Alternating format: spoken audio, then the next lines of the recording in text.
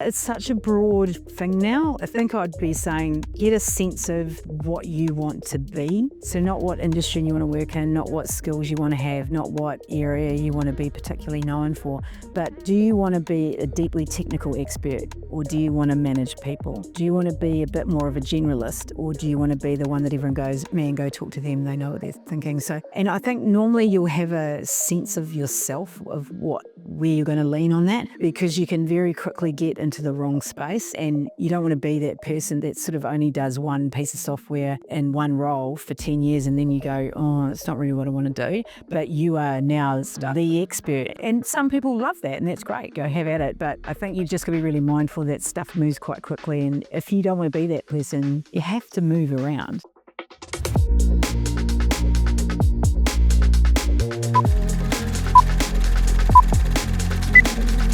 It's really good to know when we're going to be off, because I train jiu-jitsu, and like Friday afternoons are like open mat, where it's like the most fun. Yeah.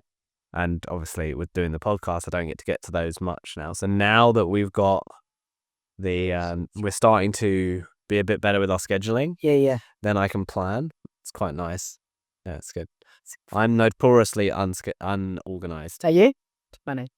And I was like, let's do this thing that requires organization and getting people to turn up on time. So I'm trying to delegate that off as much as I can. But yeah, thank you for coming in, having a chat. I didn't really have a choice. Nash made me. Yeah. Did you know that is typically how we get guests? Yes. I'm not at all surprised. Yeah. So that's the delegation I was talking about. Yeah, I had to, hey, go and twist a bunch of people's arm into coming to talk to us about. Yeah, it's pretty much what he does. Yeah. Yes. One of the superpowers. So, what are your superpowers? Oh, my superpowers. Being able to translate really technical concepts into basic language. Oh yeah. That's good. That's a good one. Yep. And being able to have really, really awkward conversations without getting too emotional with it. That's a huge one. Yeah. Okay. Yeah.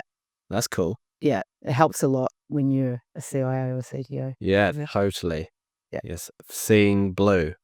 Have you done blue? I'm extremely blue and yellow. Are you really? And not very green and not very red. And that's why I had to invite Helena on the podcast, because lacking in some red. Have you heard of the Herman, what's it called? The Herman dominance? It's the same as all of the others, right? It's all a crossover. Yeah. And that's why. Yeah. Originally I was like, Helena needs to come and do this podcast with me. Otherwise it will be terribly lacking that human element. Yeah. No, I'm pretty well rounded in that one.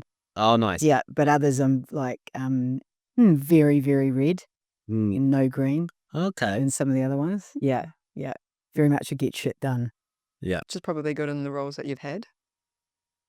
And that's some of the environments that you work. Yeah, exactly. Yeah. Because when you manage a big team of nerds, they really think black and white, up to down, it's off or on. And so nobody wants any waffle or anything. They just want to hear how it is. And then, but then you've got to turn that off when you go and talk to normal people. When you go and translate to their stakeholders. Mm-hmm. Yeah. Yeah, it's a funny one. So I was really interested to hear your definition of wealth, because with your experience and some of the things that you've been a voice for, I think it would be interesting to hear your thoughts on wealth and what it means to you. I mean, having your health and your family and your friends and everything, I think it doesn't matter how much money you've got if you haven't got that. And, and I certainly know some people who've got loads of money and are deeply unhappy. Yeah. So, I don't think it all starts with money. I think it starts with other things. And the ability to feel like you've achieved something, or that you have, you're being useful. I think if you don't feel like you're being useful, then the rest of it doesn't matter either. Yeah. So I start there. Yeah. And the rest of it just kind of makes it easier.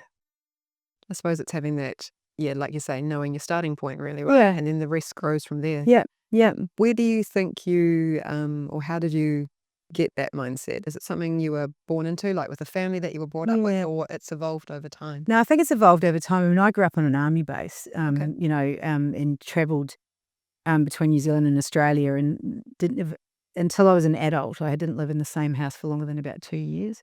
And so possessions and things like that didn't really mean as much. Yeah, because we lived in what's called married quarters, or like, sort of the houses on the bases and stuff like that we didn't own, and you just sort of, I caught the bus to school. So, we didn't really care about cars and things like that. So none of that really, as growing up, didn't care about any of that sort of stuff.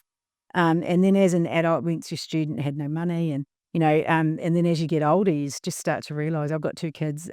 Start to realise that the ability to get out and play sports for your own mental health, the ability to take your kids to play their sports and things like that. That's actually the stuff that matters. Yeah. So that definitely evolved over time. Okay. Yeah. Yeah. And so, in terms of your career, it's been quite interesting. Mhm. Have just It's a good bit, but yeah. So, like, where did you start? Yeah. So I did computing at high school, Yep. and then I chose it as a degree. So I'm one of the few CIOs or CTOs that's actually got a technology degree. So I've got a degree in information systems back when nobody really knew what it was. And so, my first year at uni, there was, sort of 120 odd first years and 3 women. Yeah, I was going to say Yeah. that would have been Really, arbitrary. yeah. I mean, it's definitely much, much better now. And then so I did my degree, and then I basically just got out and have had technology jobs from there on. And I've bounced my way through, various bits and pieces, and then basically got team leader, manager, and then had the opportunity to go and do these other things. So, yeah, that part's quite normal and feels quite sensible. The industries I've been in is the bit that's really bounced and been a bit bizarre, and certainly not through any planning of my own whatsoever. Okay. And really just when people open doors, I just ran through them and just kind of, yeah. So I've worked in telco, I've worked in professional sports. I'm now working in insurance, which is, even more bizarre than some of the others. I've worked in government departments, big places like IBM and stuff Yep. like that. So, but it's all, every job I go into now, all of that helps me be good at what I do. Yeah. Yeah. Yeah. So obviously, sounds like you were used to dealing with change from quite a young age, and that's obviously made you much more resilient in your career. And to go, okay, cool, here's an opportunity. Boom, I'm off. Versus the, Yeah, and I Yeah. and I think that might be another one of my little superpowers is I never stop to think about anything long enough to stress about it or worry about it. And so, if someone says, "Hey, Ange, can you come run this team of 200 people?" I'm like, "Sure, why not? Why not?" Yeah. Yeah, and so those sorts of things have always been no one's ever told me I can't do it. So why would I ever think that I can't do it? You know what I mean? So Inspiration. yeah, and it took me a really long time to realize other people didn't think like that. It's From my experience, it's very rare. Yeah. Yeah, and I didn't know. I thought everybody was like that. I had no idea. Systems thinking, though, right? With your background in thinking about systems, you kind of don't think about the fluff around the edges. It's more like kind of like the skill set is applicable across industry because it's unrelated to industry. It's like from first principles, how does this problem get solved? And you typically deal with the same type of person in technology teams who think in a specific way. Yep. And then I guess that means that it kind of allows you to kind of be a bit more industry agnostic. Yeah. Whereas sure. Yeah. a CEO of a healthcare company would probably always be a CEO of a healthcare company. Maybe not, but like on a percentage basis, probably much higher than a CIO that is actually dealing with, or a CTO that's dealing with technology, and technology problems basically become married with the business problem. But how you get to the solution is always the same way. Pretty much. And every doesn't matter what industry, the back end technology infrastructure has always got the same elements to it. No matter where you are. There's some really basic building blocks that everybody has. And over the last sort of 10, 20 years, those building blocks have just gotten sort of more embedded into the business. And what used to be a big cost center underneath the CFO, because it costs the most to buy everyone a computer or a phone or whatever. People now realize that technology actually sits across the business as an enabler and supporter of everything else. It's everywhere. You can't get away from it now. And there's pros and cons to that. But, I think when you think about, that sort of system thinking and things like that, it is absolutely the same no matter where you go. Yeah, it's all, you could pretty much walk into any company or any industry and just know what the basic sort of 10 building blocks are. You've got to go have a look at. Yeah. What do you think have been some of the challenges that you've faced throughout your career, and how have you managed or dealt with them? Yeah, I mean, there was definitely a few times where being a female has not been great, but I'm also pretty not oblivious, but I just don't care. So if someone's got an opinion about that, I just don't care. So I'm going to do it anyway. But I certainly have, had people say really inappropriate things about kids and things like that to me. And I'll give you an example. When I was pregnant with my daughter, who's 18 now, and I can't remember what it was at work, something, and somebody said to me, "Oh, so what are you going to do? How long are you going to take off work and stuff?" And the kid's dad was in the Air Force. And so he was going to be a stay-at-home dad. And I said, "Oh, I'm going to, take, I think it was 3 or 4 months off, and then dad's going to stay home and be a stay." And they said to me, "Is being a mum not a good enough job?" That is horrific, isn't it? And so you can't imagine anyone saying that to a dad. No. No. How'd you respond to that? Well, it was quite funny because one of the people that worked with me basically grabbed the back of my shirt. They started pulling their way because they knew I was probably going to say something deeply offensive. But I mean, at the end of the day, you just kind of thinking like that's not my problem. That's theirs. It says way more about them than it does about me. Yeah, totally. Yeah. So if is like you said, there's actually a lot more women getting into kind of this space, which is some. Yeah. If you and I kind of see that you're involved in that mentorship kind of space a little bit as well. Yeah. Like, what's advice that you give to women specifically around getting into that industry and Yeah. I mean, I think it depends what somebody's wanting from mentoring, because sometimes it's like personal development and growth. Sometimes it's how do I do what you do. Sometimes it's just I need someone to talk to occasionally who's not going to judge me or be helpful or whatever. So it depends. But generally, if someone wants to get into being in a technology role, and particularly if they want to become a CIO or a CTO, I mean, I draw on whiteboards a lot. And I always talk about like your circle of usefulness, or like you've got a donut, you've got to think about the things that you're naturally good at, double down on those, and you're already better than everybody else out of the box. So then double down and just be even more awesome at those things. And then figure out the bits that you're not good at, or you're not inclined to like those, and really go after and try and build your skill sets up and stuff like that. Because technology used to be I can code, I can talk, I can understand it. And now it's actually understanding how it works within the business. And, it's not just rolling out computers to everybody, it's understanding how people are using the systems that are on there. Because, and I say this a lot in my current job, is my team can build you anything. That's not the problem. It's how you use it. So, and we've all worked in companies where they've rolled out a new HR system or a new email thing or whatever, and not rolled it out properly. And everyone hates it because it's not being used well. And so, I think that sort of having that all-round thinking actually is the best thing you can possibly do. But it depends on where you want to sit. Not everyone wants to be a CIO and be a manager or whatever. But yeah, the more you can figure out where you need to go after some skills or build it up or exposure, whatever. But, I always say double down on the stuff you're already awesome at. Be like amazing at the stuff you're already good at. That's really cool advice. So in terms of your career, like when you popped out of university, you're like, I'm going to be a CIO. Or did it just evolve? No, I don't think about anything like that. No, I honestly, I had no real intention of being a manager. I didn't really think about it. And I just kind of bounced up and, and people just gave me opportunities, or I saw them and went, oh, I might try that. So no, it was never, ever on my radar to go be what I do. Okay. Ever. It just kind of happened. Yep. Yep. So you've mentioned you've got children. And obviously you returned back to work after about 3 or 4 months. Yeah. So how do you balance it? Like, how does that, is there a magic answer, or is it just you? Yeah.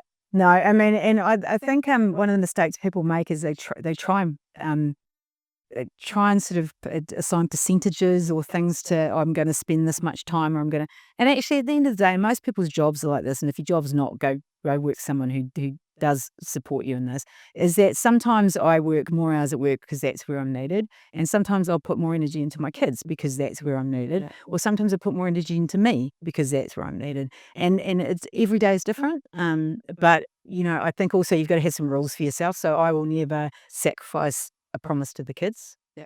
If I've said I'll be there at 2, I'll be there at 2. Yeah. And I think if you set yourself some ground rules like that, and also be really open and honest with people, don't pretend you're not doing something. I loudly announce to the office, I'm off at 2 o'clock to go pick my kids up and go to whatever's. And, it's normal people, parent behavior, and you shouldn't pretend that it's anything other. Yeah. It's good to have those people in your kinds of role modeling that though, right? Because a lot of companies talk about that, but you don't see the CIO, the CEO. Yeah, talking openly about it. Yeah, and they're actually doing it. And especially as a mum as well, like often you'll see dads, doing that. But Yeah.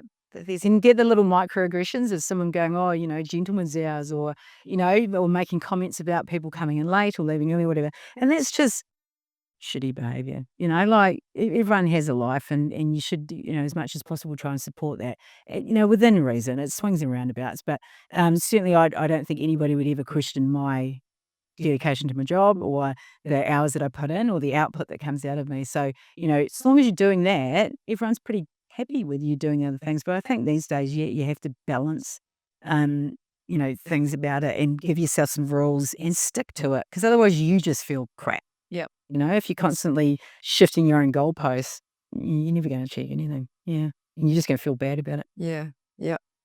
How did you go from where you were at to the New Zealand rugby?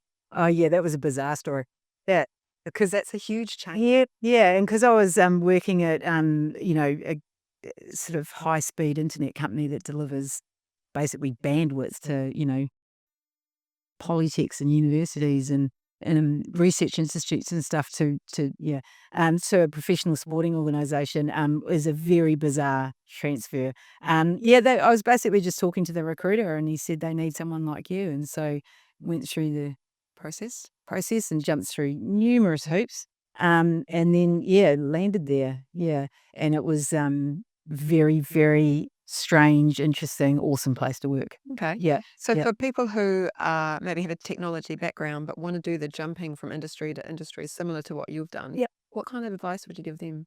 Yeah, and I think you always got to, and this is going to sound a bit silly, but you've always actually genuinely got to go and learn. So whenever I start in a new industry, like I been in insurance now for a year, and when I got there, I had no idea what it.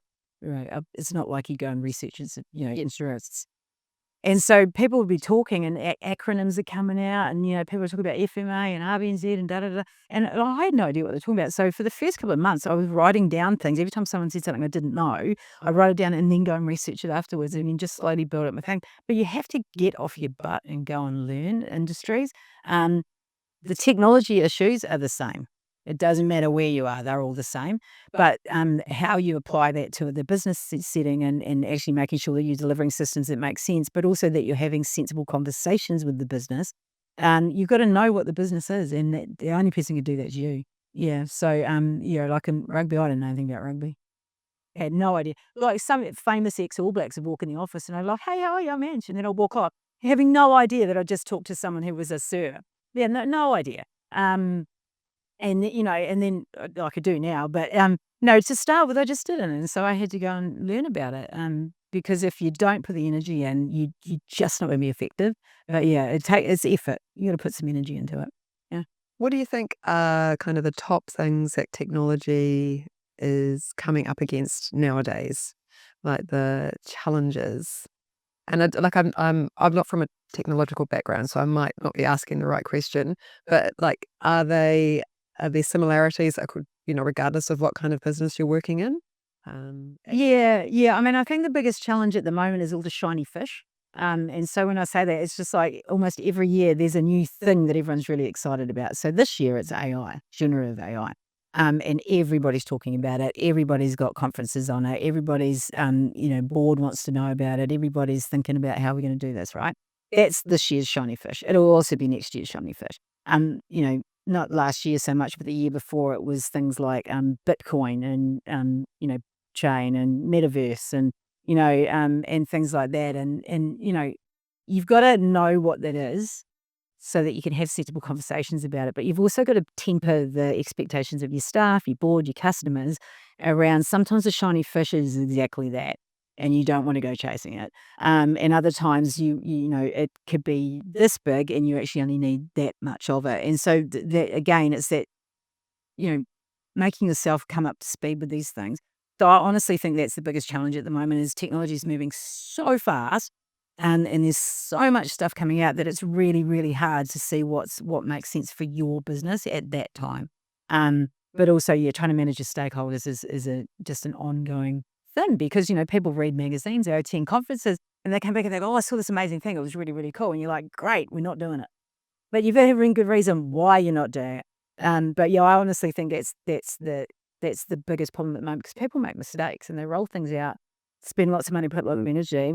Yeah. And they actually come out with something that is just, there's no ROI to. Well, you're probably already solving the problem in a more efficient way in some cases. Yep. I think with generative AI, you've just got many scaling issues. So it's very quick to get a demo together and look really impressive. But then when you use it regularly, then you go, oh, the kind of rose-tinted glasses come off and you realize that there are technological problems that we still have to solve to actually get to scale in this area. And then, it's and that's also where you let the technology team sometimes assume what the business problems are. Mm-hmm. Because then what typically happens is there's a problem, there's a way it's written that will then result in it ultimately being rewritten.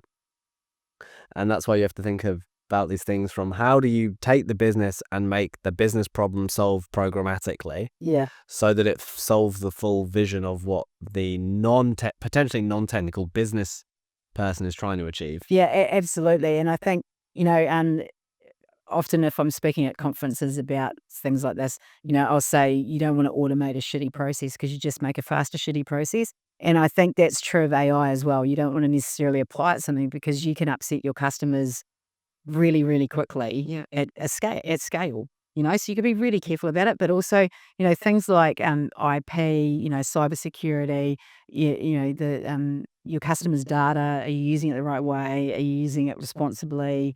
Are you using it ethically? All of that sort of stuff. Actually, it's really easy to jump to the solution and not actually put those guardrails in place.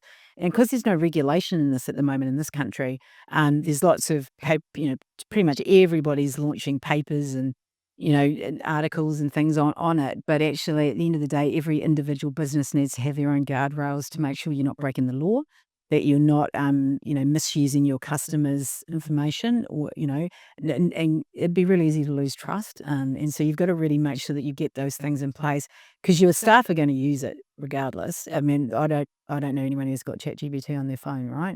But we don't have it at work. But people sit there with their, and so you just got to be really careful about, giving people enough information to say, hey, I know you're going to use it, but, don't upload our board paper into it and ask it to summarize it. You can get stuff out, but don't put stuff in. So I think, it's just things like that. You've got to get the basics in place before you start running. You've got to crawl before you run, right? I think a lot of people are just turning stuff on and going nuts. And for some businesses, that's the right thing to do. Yeah, fail fast, figure it out, fail fast. But I'm in insurance, so you can't do that. I was gonna. Well, and like insurance is driven by math, and LLMs are terrible at math. Mm-hmm. Yep. But also, we can break the law. Yeah. And you don't want to break the law at scale. You want to have, if you're going to do it, it's going to be an accidental little thing that you're going to have to remediate. But the opportunities for it to go very badly wrong, banking, health, insurance, you think of anything like that. It's just, you've got to be so careful. Yep. How far away do you think that there is for New Zealand getting a regulatory body around AI? Like, is that something that's likely to happen? What have they done in other countries? Like, yeah, idea. I mean, the Europe and China are probably the furthest along. I mean, at places like Canada, Japan, USA, other countries like that, they all have sort of guardrails or guidance, or they've all got different names for it. But basically, they haven't got legal regulation in there yet. It'll come. Yeah. I have no doubt that it'll come, much like it has for data privacy, things like that, much like it has for cybersecurity. Well, a lot of the data kind of regime, privacy regime kind of will apply. Really applied to Yep, it. totally. Really applies to how they're used in LLMs and how that's then permeated. Yeah, absolutely. And I mean, things like, there's the algorithmic guidance that all of the government departments in New Zealand follow to make sure that they're using those things responsibly and ethically and stuff like that. So I do definitely think it will come down. I don't know how broad that will be, and I think it needs to be led by business to some degree, because it's really easy for governments to go rubber stamp bang and it actually not be that useful for everyone. So yeah, I think it'll come. When, I don't know, but I think it will. Just like I said, like data, cybersecurity, there's regulation around those things as well. So it'll eventually come. If it's business led though, is it the likes of you then that would be like, hey, this is getting a whole lot of you together and going, right, this is something we need to work out before you end up with the government rubber stamping it? Yeah, I think more of it's like a collaborative thing, because every industry will have a different view. Yeah. Rightly so, and will benefit in varying degrees depending on how strict the regulation is. And obviously things like healthcare, banks, insurance companies and stuff, any financial services that will have far stricter regulation than some other things. And that's actually okay. So I think it would be more of a collaborative type effort where you consult or you are consulted, or, so that the genuine impact of that regulation is understood. Yeah, because you can't possibly know until you talk to somebody who's going to have to give you the the monthly update or the disclosure or the whatever it is. That they're the people that are going to tell you the realities of what that regulation is going to do to the business. Yeah, and I would say we're probably a little far. We're kind of far away from that due to the fact that there aren't too many at scale applications yet.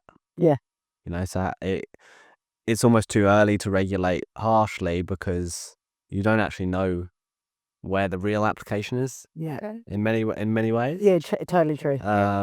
Yeah, and things are moving so fast that everybody's kind of at the same level. Like everyone's learning at the same pace, and people are hiring experts, and there aren't really any experts because they're all learning at the same time. And everyone's trying to hire AI resource that don't really exist yet. There's plenty of people with degrees and really good, solid academic and educational backgrounds in AI, but actual dirty hands-on is it's just not everywhere. Yeah, I tweeted the other day that being a macroeconomist economist is easy, being a macro investor is hard, and it's that same principle of like theory and reality are different at scale and when you've got skin in the game. So a lot of people that will discuss generative AI and LLMs will not necessarily be applying it to business problems. Yeah. And it's in the business problems and that's where the unforeseen consequences come up that then have the real impact. So it'll be really interesting to see like how we get to scale on some of these solutions over the coming kind of couple of years, obviously. Yeah, I totally agree. And I think just nobody can really predict where it's going to go. And I think even the impact on your future workforce, you've got to think about all of that. The evolution of roles, not necessarily, there's a lot of sort of, oh, my job's going to get done by a robot. We had that when automation came in. I'm going to lose my job because, AI is going to do it for me. And I just think actually the narrative shouldn't be that. I think the narrative should be roles will evolve. Yeah. We used to joke at rugby that jousting used to be a sport, right? And so you used to have typing pools, same thing. We don't have those things anymore. And it doesn't mean that those people suddenly had no work. It just means that their job evolved. Yeah, exactly. So I think really understanding what the evolution of roles is and what that looks like in the context of AI at scale is actually one of the trickiest things we've got to try and solve, because you don't want to ignore it and then suddenly you've got a team that has whose workloads drop drastically. You want to kind of get there over time so that they're evolving, you're training your staff, they're seeing the opportunities to where else they can go.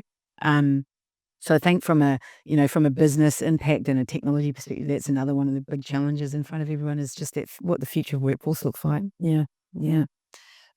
You mentioned that your definition of wealth, a lot of it is that fundamental house to start with. Yeah. So in terms of intergenerational wealth then, like how have you gone about kind of bringing your kids along on with you? Yeah, I mean, I never had any sort of education or guidance or support on how to get a mortgage or how to save, how to buy shares, doing any of that sort of stuff.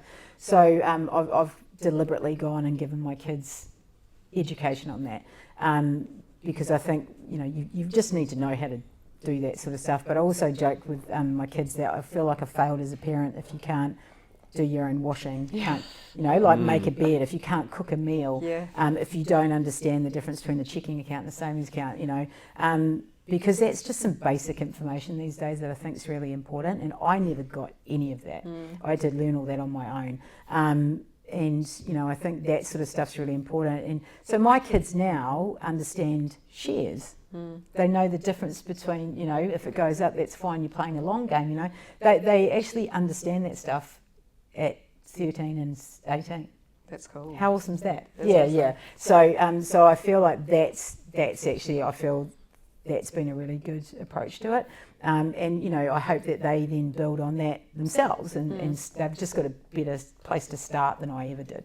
And I hope that helps them. I kind of think when I'm like parenting my kids at the moment, I kind of go, because they have, like you say, they've got varying knowledge and deep knowledge in areas. And then I look at I don't know, and it's probably me and my wife kind of not prioritizing it as much, but I'm like, I think my grandparents specifically were much more strict around certain areas, around like etiquette and how you act, and how you I don't know, just like your skills with your knife and fork. I'm like, look at my kids and I'm like, I just need to really help them with that, because I think that we've prioritized other knowledge, and I then look at that and I go, I may need to work on that. Yeah. But there's like a different expectation to when I was like young in the UK with grandparents. Now, actually, also my kids don't have grandparents really in their lives because we're in New Zealand on our own. Yeah.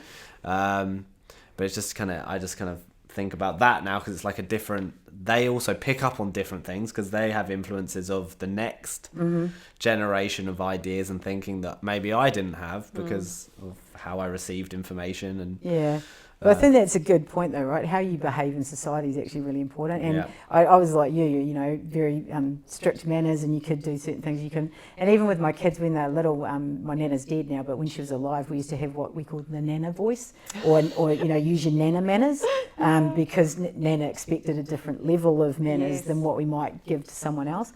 And so even now, we when I say to the kids, if we're walking somewhere, we go, nana manners, like don't swear, don't do this, don't burp, don't, because it's not going to be accepted. No one's going to find that funny here. But I think that actually is also part of that.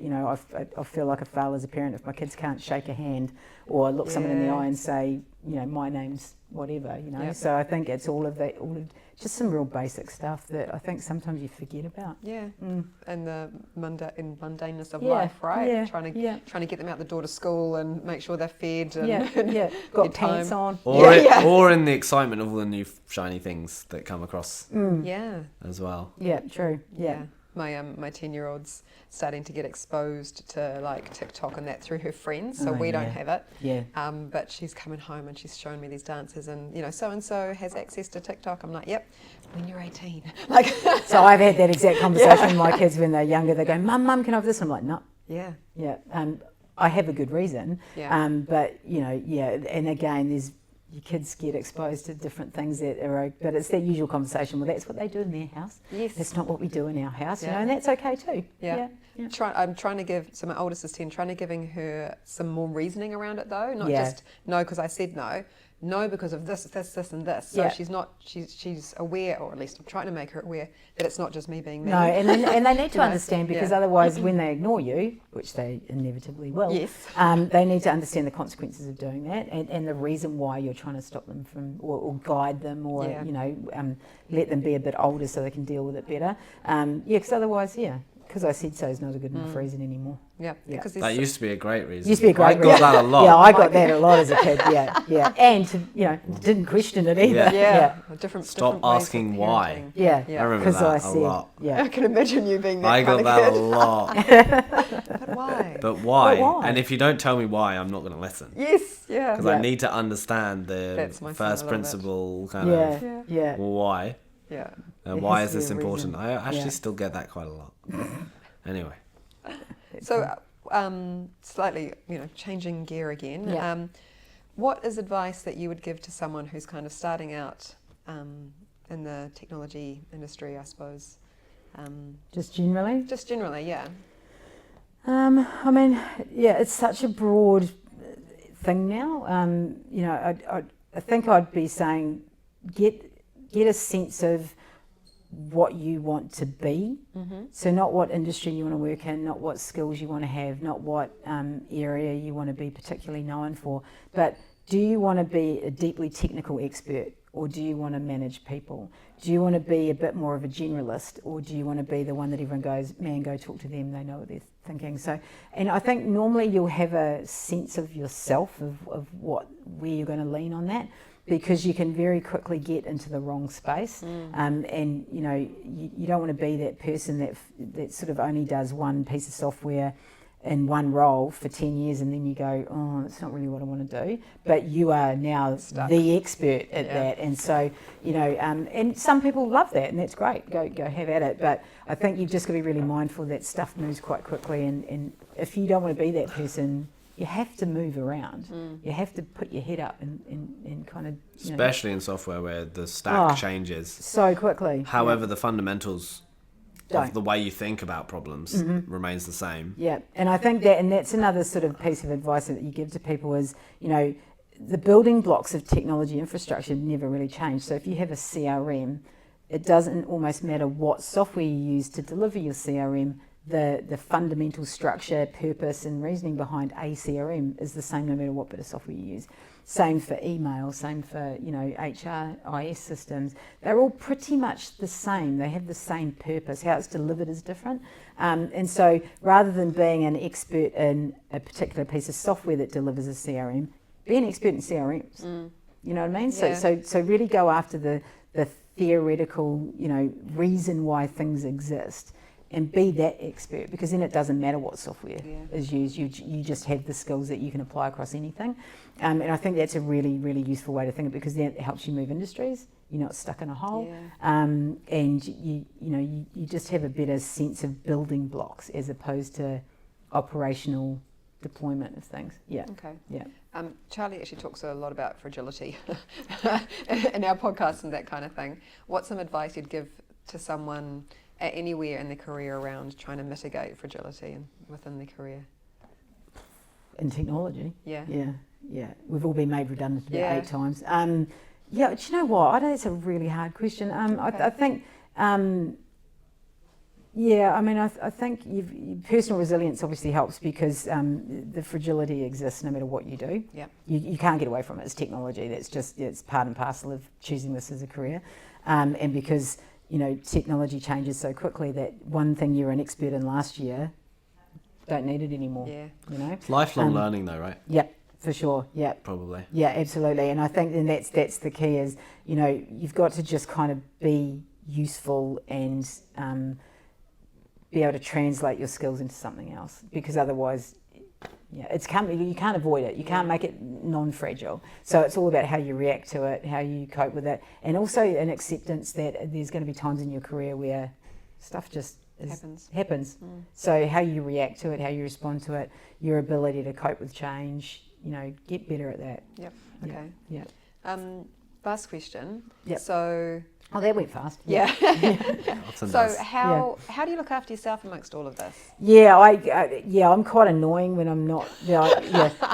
Surprisingly. I do a lot of sport. I go to the gym. I like being out on the water. In winter, I'll ski or snowboard with the kids. In summer, we'll be out on the paddle boards or swimming. I do a lot of off-road trail running and things like that, because I have to. Yeah. I really feel it if I haven't gone out and done something like that, and I'm probably not as nice a person to be around because you just got to go and do something else, because especially when you're sitting in an office all day, you need to have something else. So that's what I do. Awesome. Yeah. Cool. Thank you very much for your advice. coming on. No, more than Sharing your welcome. information. Really appreciate it. All good. Awesome. Thanks.